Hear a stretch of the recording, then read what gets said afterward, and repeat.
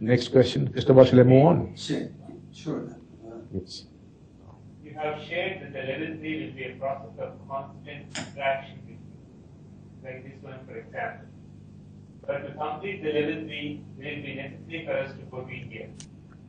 My interacting with you like this is level 3.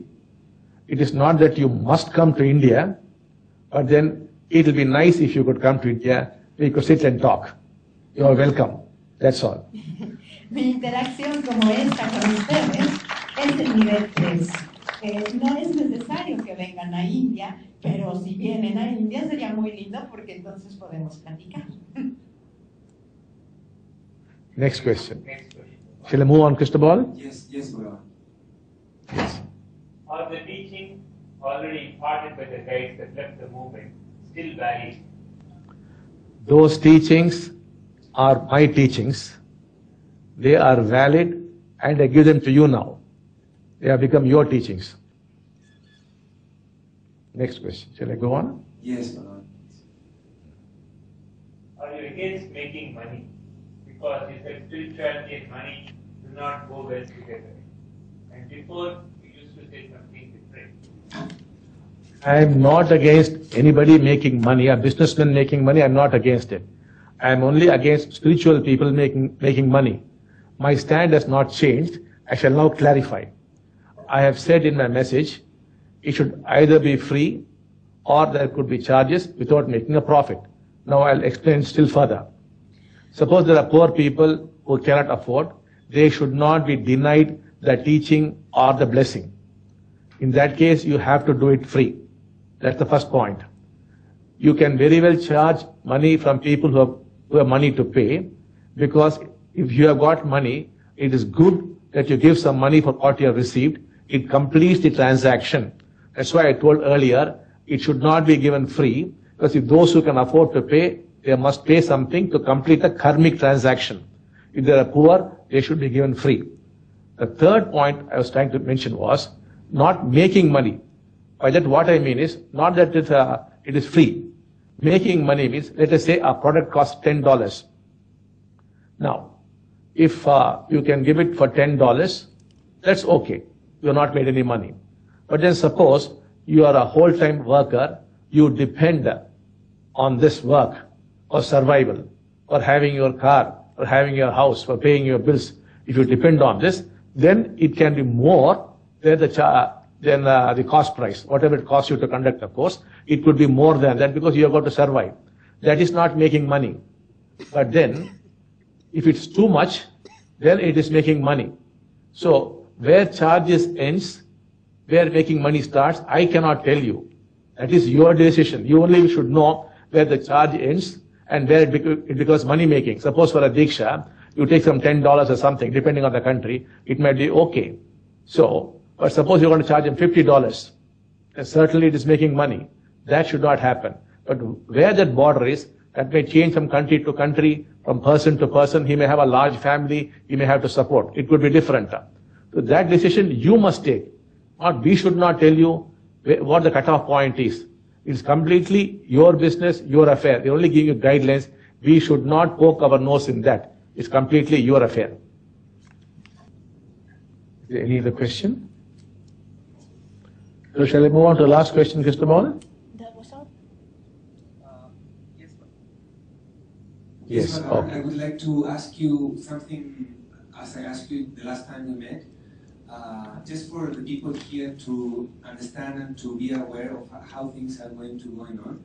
So my question is, in order to be able to maintain our office and pay our secretary and be able to go on working as a coordination, shall we keep on charging the coordination fee until the courses disappear?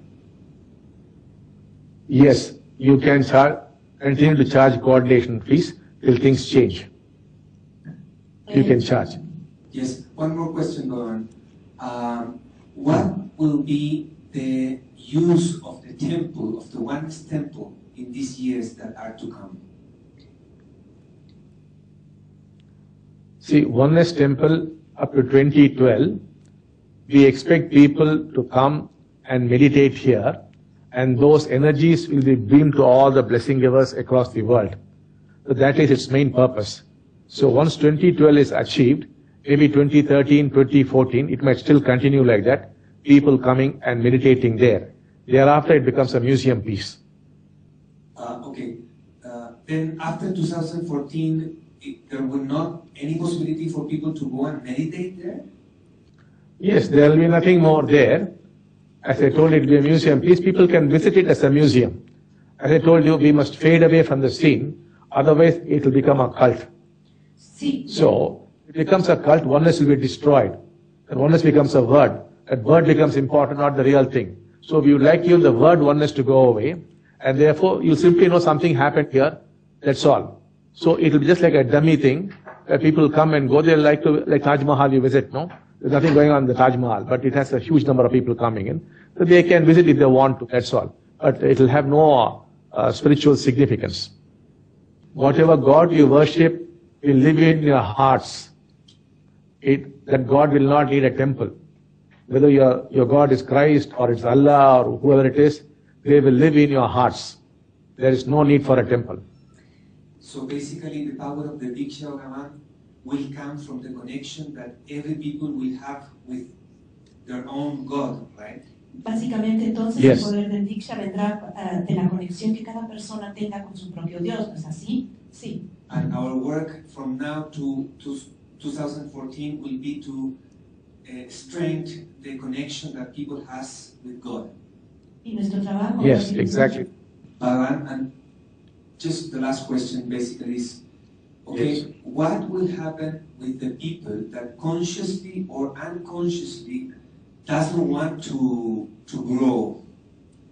They just don't want to go that way because they can be manipulated or whatever is there. What will happen with these people that they are not really willing to grow in this process of awakening in the mankind? From now to 2014, there will be people that will not make it. What will happen with these people? If someone decides not to grow, he cannot be forced to grow. So you can't do anything about him at all. But by and large, most people would want to grow seeing the others, and a natural growth also may occur, and then he might, after growing a little bit, want to grow more. That's how it's likely to happen. There could possibly be very few people who would refuse to grow, because it's such a joyous experience. It's quite amazing if anybody would refuse a joyous experience. It may not be possible. Yes. Bhagavan, when will we be able to have another meeting with you like this? ¿Cuándo tendremos otra junta contigo así? Our meetings for the present could be once a month. Nuestros encuentros podrán ser una vez al mes, por ahora. Thank you, Bhagavan.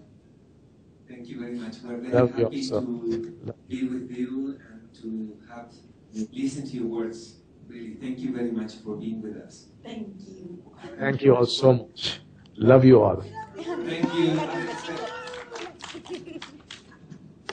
See you after a month. Thank you. Thank you.